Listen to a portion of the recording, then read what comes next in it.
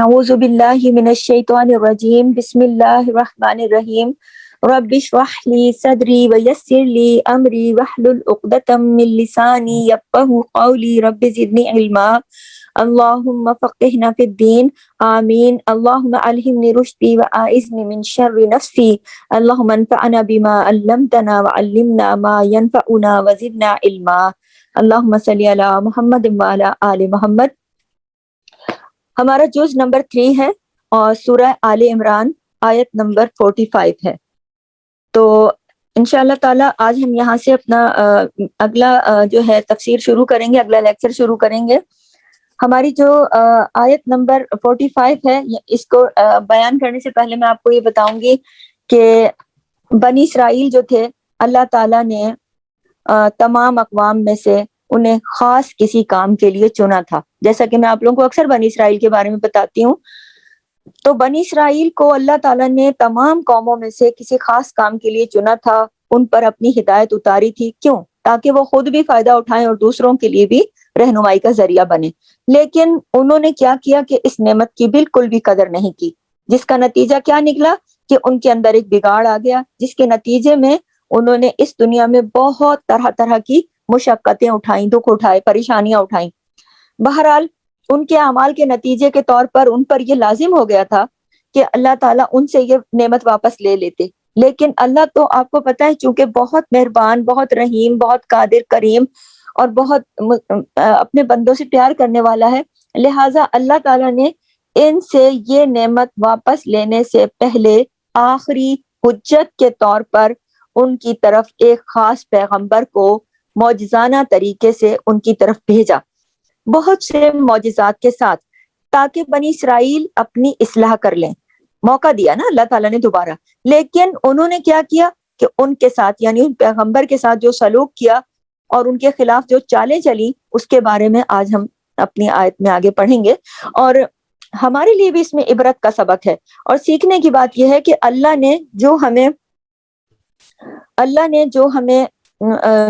انہوں نے چالیں چلی اور یہ سب کیا، اس میں ہمارے لیے عبرت کی بات یہ ہے کہ اللہ نے جو کچھ ہمیں عطا کیا اپنی کتاب میں سے، ہدایت میں سے، ہم اس کی قدر کریں، اس کو سیکھیں، عمل کریں اور اس حق کے پیغام کو پوری دنیا تک عام کریں، کیونکہ جب اللہ کسی کو چنتا ہے تو اس پر ایک بہت بڑی ذمہ داری عائد ہوتی ہے۔ میں نے ابھی پہلے بھی آپ کو یہ بات بتائی کہ اللہ جب کسی کو کسی بہترین کام کے لیے چنتا ہے تو اس پر یہ بہت بڑی ذمہ داری عائد ہو جاتی ہے، تاکہ وہ ذمہ داری کو بے احسن طریقے سے نبھائے، تو یہ بات پھر اس کے لیے مزید عزت اور شرف کا باعث بن جاتی ہے۔ لیکن اگر وہ اس ذمہ داری کو نہ نبھائے تو پھر وہ پہلے بھی حال سے زیادہ پست ہو جاتا ہے، بے حال ہو جاتا ہے۔ تو آئیے دیکھتے ہیں کہ جب اللہ تعالیٰ نے حضرت عیسیٰ علیہ السلام کو بنی اسرائیل کی طرف مبعوث کیا تو وہ سب کیا ہوا، پھر کیسے ہوا، پھر ان کے ساتھ بنی اسرائیل نے کیا معاملہ کیا۔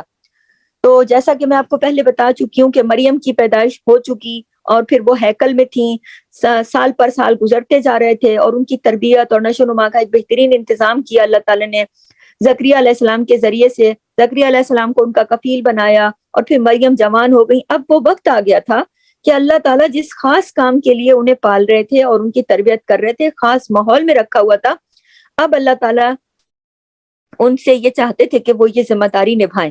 تو ہوا کیا؟ ہوا یہ کہ حضرت مریم علیہ السلام سے اللہ نے عیسیٰ علیہ السلام کی ولادت کا کام لینا تھا۔ اب یہ سب کیسے ہوا، اس کی تفصیل جو ہے وہ ہماری آگے جو آیت ہے 45 اس میں ہے۔ تو آیت 45 ہے، اذ قالت الملائکۃ، جب کہا فرشتوں نے، یا مریم، اے مریم، ان اللہ، بے شک اللہ، یبشرو کی خوشخبری دیتا ہے تجھے، بکلمۃ منہ، ایک کلمے کی اپنی طرف سے، منہ اسمہ، نام اس کا ہوگا، المسیح، اس کا نام ہوگا مسیح، عیسیٰ ابن مریم، عیسیٰ ابن مریم، وجیہن، بہت مرتبے والا، فی الدنیا، دنیا میں، والآخرہ، اور آخرت میں، ومن المقربین، اور وہ مقرب بندوں میں سے ہوگا۔ تو اب دیکھیے کہ جب ملائکہ نے کہا، یعنی اذ قالت الملائکۃ، آیت 45 جہاں سے شروع ہو رہی ہے، کہ جب ملائکہ نے کہا، اس سے مراد کیا ہے؟ حضرت جبرائیل علیہ السلام نے کہا مریم، اے مریم، مریم کے پاس آئے تھے نا، ایک انسان کی شکل میں حضرت جبرائیل علیہ السلام تشریف لائے تھے، کہ اذ قالت الملائکۃ یا مریم، اے مریم، ان اللہ، بے شک اللہ نے، یبشرکی، اللہ تجھے خوشخبری دیتا ہے۔ اب کس بات کی خوشخبری تھی یہ؟ بکلمۃ، ایک کلمے کی، ایک کلمے کی جو اللہ کی طرف سے ہے۔ اور وہ کلمہ کیا ہے؟ وہ بات جس میں عیسیٰ علیہ السلام کی پیدائش کی خوشخبری تھی۔ اور یعنی یہ وہ کلام جو خوشخبری پر مشتمل تھا، اس کے بارے میں بات ہو رہی ہے۔ یہ تو اس کے ایک معنی ہیں، لیکن اس کا دوسرا معنی بھی ہے۔ دوسرا معنی یہ ہے کہ کلمے سے مراد خود عیسیٰ علیہ السلام ہے۔ اور ان کو کلمہ کیوں کہا جا رہا ہے؟ اس لیے کہا جا رہا ہے کہ وہ کلمہ کن سے پیدا ہوئے تھے۔ اللہ تعالیٰ نے جب کوئی کام کرانا ہوتا ہے نا، تو اللہ کہتے ہیں کن، ہو جا، وہ ہو جاتا ہے۔ تو اللہ تعالیٰ نے جب عیسیٰ علیہ السلام کو کلمہ کن سے پیدا کیا، اس لیے انہوں نے یہاں ان کو کلمہ کہا۔ تو یہاں کلمے سے مراد یا تو یہ بات ہو رہی ہے جو خوشخبری، یا وہ چیز جس کی بشارت دی جا رہی ہے۔ کیا چیز تھی جس کی بشارت دی جا رہی ہے؟ عیسیٰ علیہ السلام کی ولادت کی۔ اور ان اللہ یبشرکی بکلمۃ منہ اسمہ المسیح، یہ بشارت اللہ کی طرف سے آئی ہے۔ اب یہ دیکھیے خاص طور پر یہاں پہ واضح کر دیا کہ یہ بشارت اللہ کی طرف سے آئی ہے، اور یہ ولادت اللہ کے اذن سے ہوگی، اللہ کے اذن سے ہوگی، اور اس کا نام ہوگا مسیح۔ یہ ان کا لقب تھا۔ مسیح سے مراد یہ ہے کہ بہت ساری خصوصیات تھی نا ان کی، اس کی وجہ سے انہیں مسیح کا لفظ کہا گیا، کہ جن میں آگے ان کی بہت ساری خصوصیات کا ذکر ہوگا۔ یہ جو مسیح کا لفظ ہے نا، اس کے اندر بہت ساری خصوصیات چھپی ہوئی ہیں، اور یہ ایک ٹائٹل تھا ان کا، کہ جس میں پتہ چلتا ہے کہ ان کی بہت ساری خصوصیات موجود تھی، خوبیاں تھیں، خوبیاں بہت ساری تھیں۔ یعنی کہ کیا تھا کہ زمین پر چل پھر کر وہ دین کا کام کریں گے، سیاحت کریں گے، مسافت کریں گے، پھر اسی طرح یہ کہ جب کوئی کسی بیمار پر ہاتھ پھیریں گے تو اچھا کر دیں گے، خوبصورت بے انتہا تھے، بلا کے خوبصورت، حسین شکل و صورت کے حساب سے، اس وجہ سے انہیں مسیح کے نام سے پکارا گیا، کیونکہ اس کے دو معنی اور بھی بنتے ہیں، ایک تو خوبصورتی کے معنی میں بھی آتا ہے اور صدیق کے معنی میں بھی آتا ہے۔ تو آگے کیا ہے؟ عیسیٰ ابن مریم، یعنی عیسیٰ ابن مریم۔ عیسیٰ ان کا اپنا نام ہے، اور ابن مریم ان کی کنیت ہے، یعنی جو مریم کے بیٹے ہوں گے۔ اب دیکھیں کتنی تفصیل کے ساتھ ان کا تعارف کرایا جا رہا ہے، ان کا نام بتایا جا رہا ہے۔ کسی پیغمبر کا اتنی تفصیل سے تعارف نہیں کیا گیا جتنا کہ ان کے بارے میں، اس لیے کیونکہ ان کی پوزیشن واضح ہو جائے، کیونکہ ان کے بارے میں لوگوں نے یہ شبہ ڈال دیا تھا نا کہ وہ اللہ کے بیٹے تھے، جبکہ ایسا نہیں تھا۔ اب آگے دیکھیے، عیسیٰ ابن مریم وجیہن، وجیہن کا لفظ آ گیا، یعنی بہت مرتبے والا۔ یعنی بات کیا ہو رہی ہے کہ اللہ نے خوشخبری دی نا کہ ایک بیٹا ہوگا، صرف بیٹے کی بشارت نہیں دی، بلکہ بیٹے کی جگہ جو لفظ استعمال ہوا، بیٹے کی جگہ جو لفظ استعمال ہوا تو کلمہ کہا نا، جس کے خود ایک بامعنی لفظ ہے، کہ پورا نام پورا بتایا گیا، اور پھر مزید صفات کا ذکر کیا گیا، پھر کہا گیا کہ وجیہن فی الدنیا والآخرہ۔ یعنی اب آپ یہ دیکھیں کہ اللہ نے جو مطلب اتنا زیادہ اس چیزیں صفات ان کی اچھے سے بیان کی کہ بڑھ کے اللہ نے اور اچھے سے اچھا دیا۔ آپ کو پیچھے یاد ہوگا کہ جب میں نے آپ کو بتایا تھا کہ زکریا علیہ السلام کو اللہ تعالیٰ نے بیٹے کی خوشخبری دی تھی، تو وہاں پر بھی صرف بیٹے کی پیدائش کی بات نہیں کی تھی اللہ نے، بلکہ صفات والا بیٹا اللہ نے ان کو دیا تھا، اور انہوں نے مانگا بھی تھا نیک اور صالح بیٹا، اور اللہ نے اس سے بڑھ کر دیا کہ جو سردار ہوگا، نبی ہوگا۔ ایسی بہت ساری صفات انہوں نے اللہ تعالیٰ نے بیان کی کہ اتنا بہترین بیٹا اللہ نے ان کو، زکریا علیہ السلام کو بھی عطا کیا تھا، یعنی اللہ نے اس سے بڑھ کر دیا جو انہوں نے مانگا۔ تو یہاں اس آیت نمبر 45 میں بھی صرف بیٹے کی خوشخبری نہیں، بلکہ اس کی صفات کا بھی ذکر ہے کہ وہ دنیا اور آخرت میں وجی یعنی معزز ہوگا، معزز ہوگا۔ سمجھ رہی ہیں بات کو؟ اور کیا ہوگا؟ وَمِنَ الْمُقَرَّبِينَ، اور اللہ کے بہت ہی قریبی مقربین میں سے ہوگا، بہت قریبی لوگوں میں سے ہوگا۔ تو یہ ایک بہت ہی اعلیٰ مقام ہے جو کسی بھی انسان کو ملے۔ اور مقربین کا جو لفظ ہے نا، یہ جمع کا صیغہ ہے، یہ جمع کا لفظ ہے، تو جس سے پتہ کیا چلتا ہے آپ کو اور مجھے سمجھ آ رہی ہے کہ مقربین یعنی بہت سارے لوگ ایسے ہیں جو اللہ کے بہت قریب ہیں۔ تو پیغمبروں میں، ولیوں میں، شہداء میں، صدیقین میں اللہ کے بہت سارے بندے اللہ کے بہت قریب ہیں، اور اللہ کا قرب حاصل ہونا کسی انسان کے لیے سب سے بڑا اعلیٰ مقام ہے کہ خالق کائنات اس کو اپنے قریب کر لے، اپنا محبوب بنا لے. اور خاص طور پر ان لوگوں کے لیے اس میں ایک بہت بڑی بشارت ہے. کن لوگوں کے لیے؟ جو اللہ سے محبت کرتے ہیں. کیونکہ آپ اور میں جس سے محبت کرتے ہیں نا، ہم اس کے قریب ہونا چاہتے ہیں. اور پھر یہ کہ انسان یا دنیا کی کسی بھی چیز کی جو ہے نا محبت، یہ محبت نہیں ہے. اللہ کی محبت جو ہے وہ ہر چیز سے اصل میں بلند ہے. تو کسی کو اس کا قرب نصیب ہو جائے، اللہ کا قرب نصیب ہو جائے، تو یہ بہت بڑے مرتبے کی بات ہے، یہ بہت بڑے اعزاز کی بات ہے. تو یہاں عیسیٰ علیہ السلام کا مقام بتایا جا رہا ہے کہ وہ اللہ کے مقرب ترین، مقربین کا مطلب ہے قریب ترین بندوں میں سے ہیں.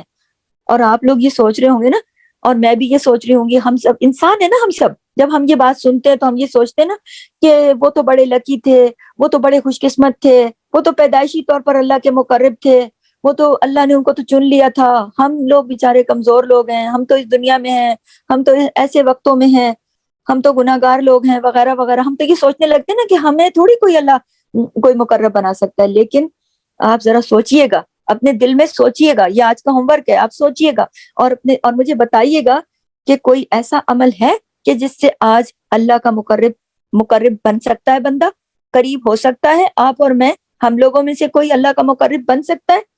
کب ہوتا ہے انسان اللہ کے قریب؟ اتنا تو آپ کو یاد ہوگا کل بھی جو میں نے پڑھایا. کب ہوتا ہے اللہ کے قریب بندہ؟ جب اللہ کے قریب ترین ہوتا ہے. کب ہوتا ہے؟ سجدے کی حالت میں. سجدے کی حالت میں اللہ کے قریب ترین ہوتا ہے. اور اللہ کی خاطر قربانی کرنے سے اللہ کے قریب ہوتا ہے. قربانی کسی بھی چیز کی ہو، اپنے وقت کی ہو، اپنی نیند کی ہو، اپنی صحت کی ہو، اپنے مال کی ہو، جان کی ہو، اولاد کی ہو، کسی چیز کی بھی انسان اللہ کی خاطر قربانی دیتا ہے. اب آپ بھی تو دنیا کے کام چھوڑ کے قربانی دے کے اللہ کی خاطر بیٹھی ہے نا. تو اللہ کی خاطر قربانی کرنے سے اللہ کا قرب ملتا ہے. اللہ کے ساتھ سجدوں میں اللہ کا قرب ملتا ہے. اللہ کی خاطر اخلاص اختیار کرنے سے، خالص نیت کرنے سے، کوئی بھی عمل خالص نیت اللہ کے لیے، اللہ کی رضا چاہنے کے لیے کیا جائے تو اللہ کا قرب ملتا ہے. تو ان کاموں کو کرنے سے، ان تمام کاموں کو کرنے سے جو اللہ کو پسند ہے، اور نیکی میں جلدی کرنے سے. دیکھیے، نیکی میں بالکل سستی نہیں کرنی چاہیے. جو اچھا کام پتہ چلے کر لینا چاہیے. یہ آج کی اس آیت کا خاص سبق ہے. کیونکہ دیکھیے سورۃ الواقعہ میں بھی اگر ہم پڑھیں نا تو اس میں بھی مقربین کی صفت میں یہی بات بتائی گئی ہے.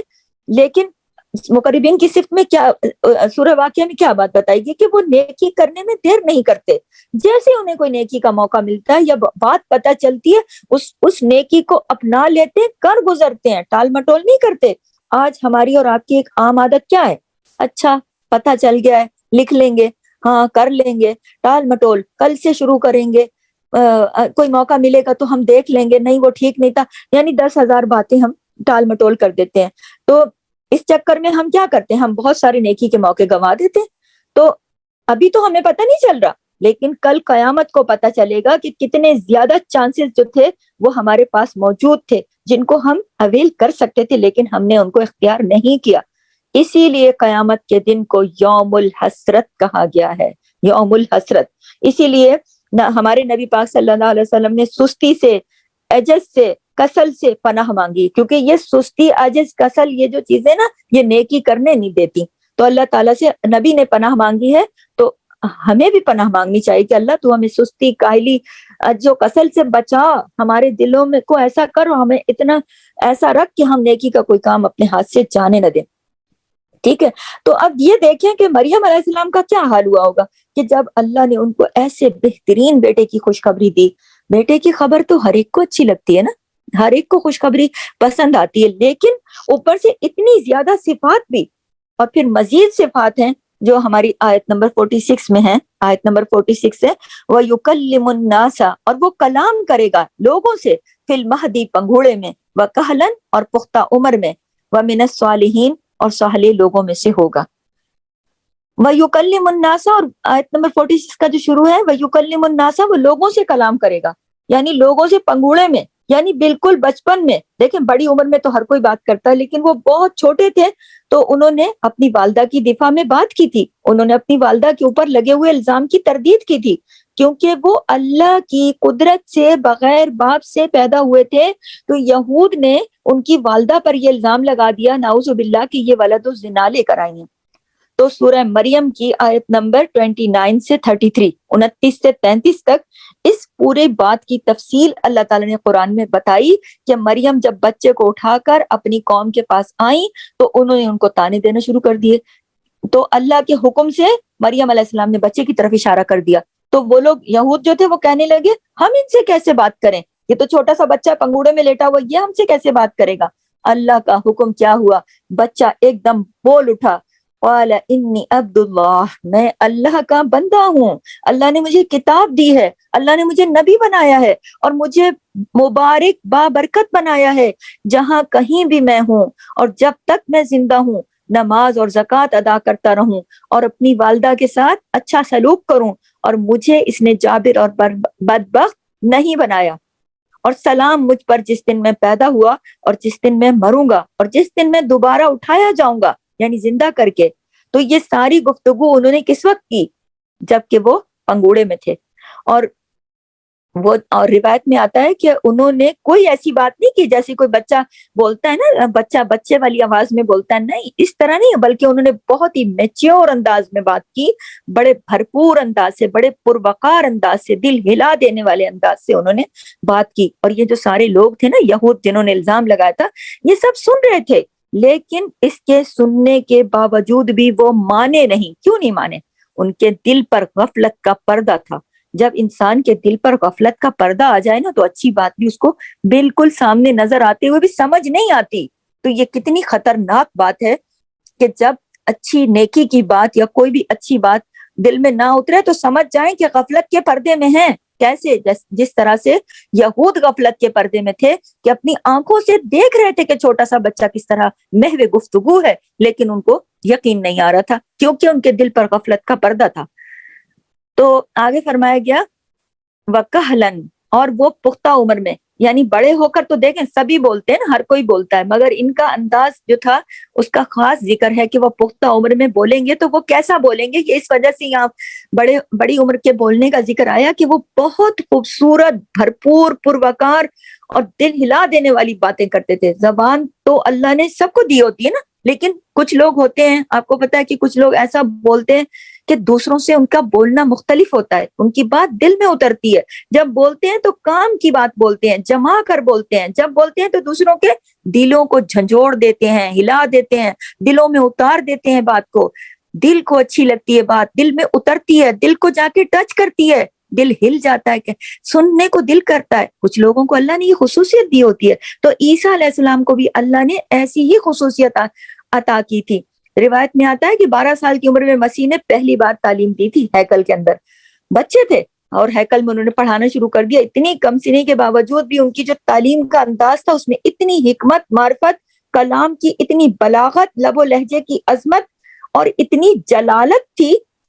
یہ عالم تھا ان کے پڑھانے کا کہ فقیہ، سردار، بڑے بڑے کاہن، ہیکل کا سارا عملہ دم بخود رہ گیا، دیکھتا رہ گیا، مطلب کہ حیران ہو گیا کہ یہ بچہ کون ہے. یعنی سب کو انہوں نے چپ کرا دیا، کوئی ان کے مقابلے میں بولنے والا نہیں تھا، حالانکہ وہ ابھی چھوٹے بچے تھے.